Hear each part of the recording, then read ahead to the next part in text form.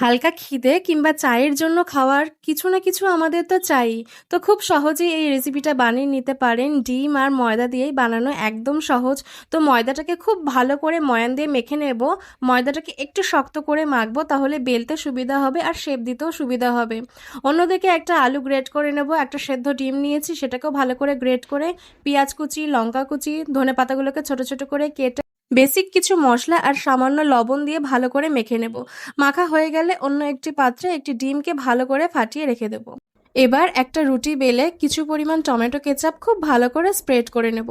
Spread করা হয়ে গেলে এবার যে পুরটা বানিয়ে রেখেছিলাম সেটা হাত দিয়ে ইকুয়ালি সব জায়গায় ভালো করে দিয়ে দেবো। এবার খুব সাবধানে আস্তে আস্তে রোল পাকিয়ে নেব। রোল পাকানো হয়ে গেলে দুই ধারটা একটু কেটে দেব, কেটে এভাবে পিস করে নেব। দেখুন রেডি হয়ে গেল। এবার যে ডিমের গোলাটা রেডি করে রেখেছিলাম সেটাতে চুবিয়ে তেলটা হালকা গরম করে নিয়েই এপাশ ওপাশ ভালো করে লালচে করে ভেজে নিলেই রেডি।